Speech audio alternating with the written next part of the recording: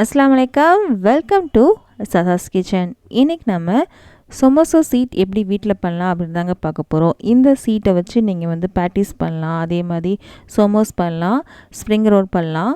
இதுக்காக மாவு தேய்க்கணும்னு அவசியம் இல்லை, மாவு பிசையணும்னு அவசியம் இல்லைங்க. வீட்டிலே ரொம்ப சுலபமாக செஞ்சிடலாம். மாவு பிசையணும்னு அவசியமே இல்லை. இப்போ நோன்பு காலம் வரப்போகுது. நீங்கள் கண்டிப்பாக சமோசா இதெல்லாம் ஷீட்லாம் கடையில் வாங்கணும்னு நினைப்பீங்க. வீட்டிலே சூப்பராக செஞ்சிடலாம். ரொம்ப கஷ்டமே படாமல் ஈஸியாக செஞ்சு முடிச்சிடலாம். செம சூப்பராக இருக்குங்க. இதை நீங்கள் ஸ்டோரும் பண்ணலாங்க. இப்போ வாங்கிட்டு போகலான்னு பார்க்கலாம். ஒரு மிக்ஸி ஜார் எடுத்திருக்கேன். இதில் மெஷரிங் கப்பில் அரை கப் இருக்கு இல்லையா, அந்த கப்பில் தான் நம்ம எல்லாமே அளவெடுக்க போகிறோம். உங்கள்கிட்ட மெஷரிங் கப் இல்லைன்னா உங்கள்கிட்ட குட்டி பாத்திரம் இருக்கும் இல்லையா, அதில் நீங்கள் எல்லாமே அளவு எடுத்துக்கோங்க. இந்த கப்பில் தான் நம்ம எல்லாமே அளவு எடுக்க போகிறோம். தண்ணி எல்லாமே இந்த மாவு சேர்த்துடலாம். கிராம்ஸில் பார்த்தீங்கன்னா ஒரு 50 கிராம் இருக்கும். இதுக்கு தேவையான அளவு உப்பு சேர்த்துக்கலாம். இதுக்கு அடுத்து நம்ம தண்ணி சேர்க்க போகிறோம். நம்ம எந்த கப்பில் மாவு எடுத்தோமோ அந்த கப்பில் 1.5 கப் அளவுக்கு நம்ம தண்ணி சேர்த்துக்கலாம். நீங்கள் எந்த பாத்திரம் எடுக்கலாம் அந்த பாத்திரத்தில் 1.5 கப் அளவுக்கு நீங்கள் தண்ணி எடுத்துக்கோங்க. இதுக்கப்புறம் 1 டீஸ்பூன் அளவுக்கு ஆயில் சேர்த்துருக்கேன். எந்த எண்ணெய் வேணாலும் நீங்கள் சேர்த்துக்கலாம். இதெல்லாம் சேர்த்து நல்லா அடிச்சுட்டு வந்துடலாம். அடிச்சுட்டு வந்துட்டேன். இதை சேஃப்டிக்கு நம்ம வடிகட்டிக்கலாம். கட்டிகள் இருக்கும் இல்லையா, ஏதாவது இருந்துச்சு அப்படின்னா வடிகட்டமும் நமக்கு வந்துடும். எல்லாத்தையும் நம்ம வடிகட்டிடலாம். நம்ம கட்டிகள் எதுவுமே இல்லை.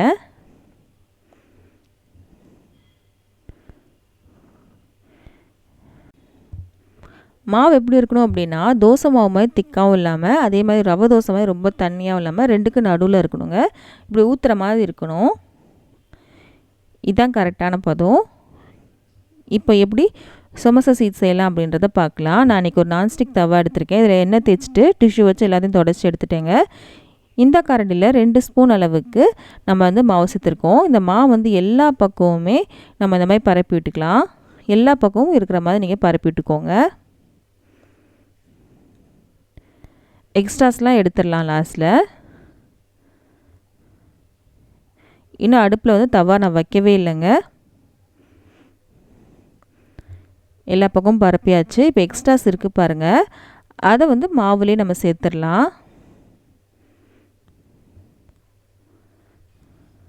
சேர்த்தாச்சு. இப்போ அடுப்பக்கம் போகலாம் வாங்க. அடுப்பில் கடாய் வச்சுருக்கேன். அதில் 1 லிட்டர் அளவுக்கு தண்ணி சேர்த்து நல்லா தண்ணி நல்லா சலசலன்னு கொதிச்சிட்ருக்கு. இப்போ காமிக்கிறேன் பாருங்கள். இந்த மாதிரி ஆவி வருது பார்த்திங்களா. இந்த மாதிரி வந்ததுக்கப்புறம் நம்ம செஞ்சு வச்சுருந்த தவா இது மேலே வச்சிடலாம். நம்ம ஆவியில் தான் நம்ம வேக வைக்க போகிறோம். டேரெக்டாக நம்ம அடுப்பில் வச்சு வேக வைக்க போகிறது கிடையாது. டேரெக்டாக வச்சிங்க அப்படின்னா கரெக்டான டைமில் எடுக்கணும். இதுனா ஈஸியாக இருக்கும். இங்கே பாருங்கள், நான் கட் பண்ணாமல் ஃபுல்லாகவே காமிக்கிறேன். இந்த ஆவியில் நல்லா வெந்து வந்துட்டுருக்கு பாருங்கள். உங்களுக்கு வெந்ததுக்கப்புறம் பார்த்தீங்கன்னா சைலெல்லாம் அதாவது விட்டு வந்துடும். அப்போ நம்ம எடுத்துடலாம். அது வரைக்கும் தொடவே கூடாது. சைலெல்லாம் விட்டு வந்ததுக்கப்புறம் தான் நம்ம எடுக்கணும். நான் ஃபுல்லாகவே காமிச்சிருக்கேன். எதையுமே நான் கட் பண்ணலைங்க. ஒரு ஷீட் வேகிறதுக்கு ஒரு 5லேருந்து 10 செகண்ட் தான் ஆகும். சைலெல்லாம் விட்டு வந்துருச்சு பாருங்கள். எடுத்துடலாம். அவ்வளோதான், ரெடி ஆயிடுச்சு. இதை ஒரு பிளேட்டில் நம்ம அடிக்கிடலாம். இந்த பிளேட்டில் கொஞ்சமாக எண்ணெய் தடவி வச்சுருக்கேன். லைட்டாக தான் எண்ணெய் தடவிருக்கேன். இதில் நம்ம சேர்த்துடலாம். சைடில் லைட்டாக பிஞ்சு வந்துச்சு பாருங்கள். இதெல்லாம் ஒன்றும் பிரச்சனை இல்லைங்க. இதை நல்லா இந்த மாதிரி விரிச்சு வச்சுட்டு இது மேலே லைட்டாக நம்ம எண்ணெய் தேய்ச்சிடலாம். அப்போ நமக்கு காஞ்சி போகாது. இதுமாரி நம்ம எண்ணெய் தடவிடலாம். இப்போது ரொம்ப சொதலாம் தடவணும் அவசியங்க. லைட்டாக தடவினாலே போதும். இன்னொன்று செஞ்சு காமிக்கிறேன்.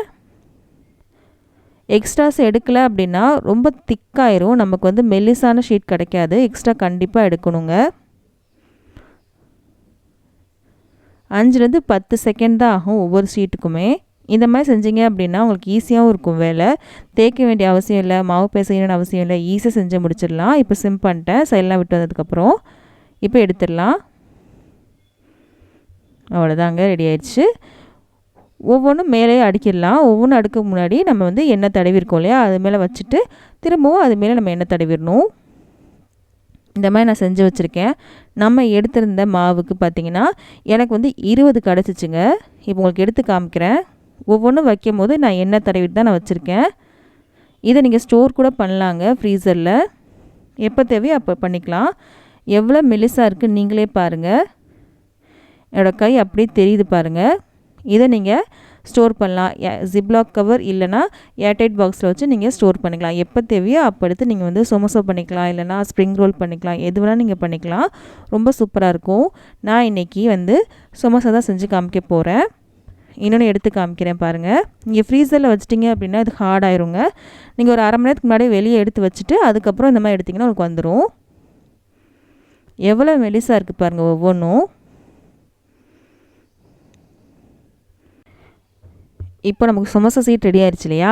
இப்போது சமோசாக்கான ஃபில்லிங்கும் நான் செஞ்சு காமிக்கிறேன். சிம்பிளான ஒரு ஃபில்லிங் தான் செஞ்சு காமிச்சிருக்கேன். உருளைக்கிழங்கு ஃபில்லிங் தான் செஞ்சு காமிச்சிருக்கேன். அடுப்பில் ஒரு கடாய் வச்சுருக்கேன். இதில் 2 டேபிள் ஸ்பூன் அளவுக்கு எண்ணெய் சேர்த்துக்கலாம். நான் சேர்க்குறது கடலெண்ணெய் சேர்த்தாச்சு. எண்ணெய் கொஞ்சம் சூடானதுக்கப்புறம் கொஞ்சமாக கருவேப்பிலை.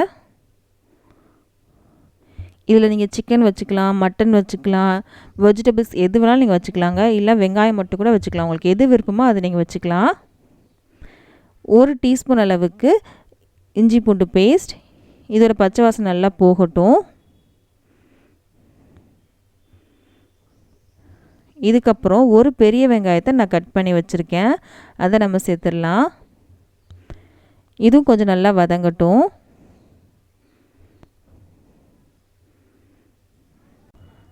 இப்போ வெங்காயம் நல்லா வதங்கிருச்சு. இதுக்கப்புறம் பொடிகள் பார்க்கலாம்.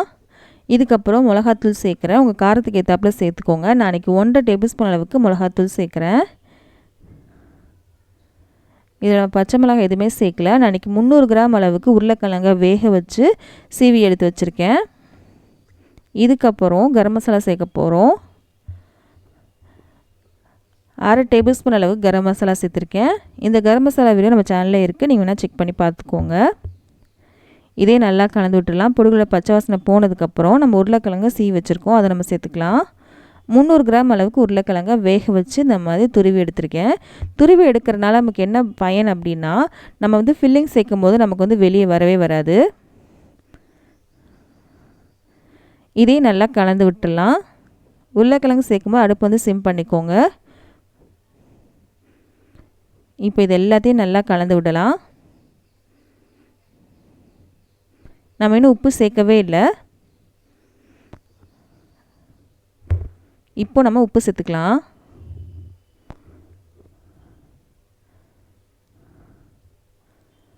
சேர்த்துட்டு இதையும் நல்லா கலந்து விட்டுடலாம்.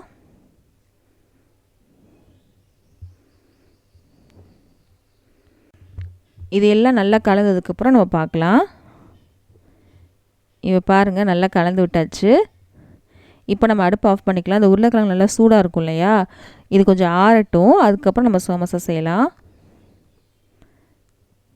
இப்போ நல்லா ஆறிடுச்சுங்க. இப்போது ஒரு ஷீட் நான் எடுத்திருக்கேன். நீங்கள் ஸ்ப்ரிங் ரோல் வைக்கிறீங்க அப்படின்னா இதே நீங்கள் ஸ்ப்ரிங் ரோலாக கூட நீங்கள் வச்சுக்கலாம். இப்போ நான் வந்து எனக்கு வந்து லேயர் நிறையா வேணும் அப்படின்றதுனால நான் கட் பண்ணாமல் 2ஆக மடிச்சுக்கிறேன். அப்போ வந்து லேயர் வந்து நமக்கு நிறையா கிடைக்கும். இப்போது இந்த ஓரத்தில் நம்ம வந்து ஃபில்லிங் வச்சுக்கலாம். வச்சுட்டு இப்படி ஒரு மடிப்பு, அப்படி ஒரு மடிப்பு, அவ்வளோதான்.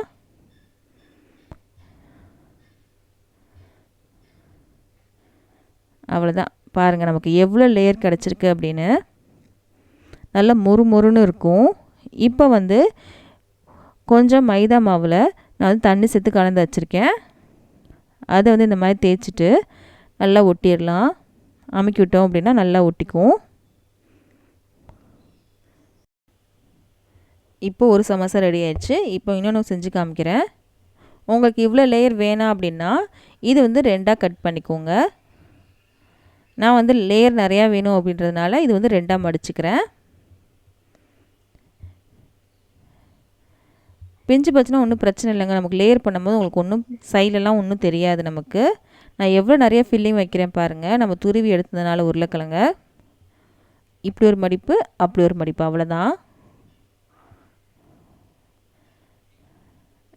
நல்ல கிறிஸ்பாகவும் இருக்கும், செம டேஸ்ட்டாகவும் இருக்கும். ஈஸியாக செஞ்சிடலாங்க. நீங்கள் கடையில் வாங்கினீங்க அப்படின்னா உங்களுக்கு அவ்வளோ ரேட்டாக இருக்கும். இப்போல்லாம் வீட்டில் செய்யும் போது ரொம்ப ரொம்ப கம்மியாக இருங்க. ஒரு 50 ரூபாக்குள்ளே செஞ்சு முடிச்சிடலாம். 50 ரூபா கூட ஜாஸ்தி தான். ஷீட் செய்கிறதுக்கு. ஆனால் அவங்க பார்த்திங்கன்னா 110 ரூபா 210 ரூபாலாம் நான் வந்து கடையில் பார்த்தேன். அதுக்கு நம்ம வீட்டிலே செஞ்சிடலாமே அப்படின்னு தான் செஞ்சேன். அதே தான் உங்களுக்கும் வீடியோ எடுத்து காமிச்சிருக்கேன். ரொம்ப சூப்பராக இருந்துச்சுங்க. கண்டிப்பாக நீங்களும் ட்ரை பண்ணி பாருங்கள். நானும் இந்த நோம்பு காலத்துக்கு நான் செஞ்சு வச்சுக்க போகிறேன். ஸ்ப்ரிங் ரோல்லாம் செய்ய போகிறோம். அதையும் நான் வீடியோ போடுறேன் கண்டிப்பாக. இப்போ இதை நம்ம பொரிக்கலாம், எவ்வளோ கிறிஸ்பாக வருதுன்னு பார்க்கலாம். இப்போ நான் கொஞ்சம் செஞ்சு வச்சுருக்கேன் இன்றைக்கி. இதை மட்டும் நீங்கள் பொரித்து காமிக்கிறேன். மிச்சத்தை எல்லாத்தையும் நான் ஸ்டோர் பண்ணிட்டேன் ஃப்ரீசரில். இதை நம்ம இப்போ பொரிக்கலாம் வாங்க. கடாயில் எண்ணெய் சூடு பண்ண வச்சுருக்கேன். எண்ணெய் வந்து மிதமான சூட்டில் தாங்க இருக்குது, ரொம்பலாம் சூடாக இல்லை. இப்போ நம்ம பொரிக்க ஆரம்பிக்கலாம். எப்பவும் போல் தான் நமக்கு வந்து சமோசா எப்படி பொரிப்போமோ அதே மாதிரி தான் பொரிக்கலாம். நல்லா கிறிஸ்பாகவும் இருக்கும். நமக்கு வந்து லேயர் நிறையா இருக்கனால ரொம்ப டைம் எடுக்கணும்னு நினைக்காதீங்க. ஏன்னா நம்ம லேயர் வந்து ரொம்ப மெலிசாக தான் இருக்குது. அதனால் நல்லா சீக்கிரமாகவே பொரிஞ்சிரும். உள்ளே இருக்க ஃபீலிங் வந்து முதல்ல வெந்தது தான். நான் மேலே போட்ட சமோசா ஷீட் மட்டும்தான் நமக்கு வந்து வேகணும், நல்லா கிறிஸ்பாகணும்.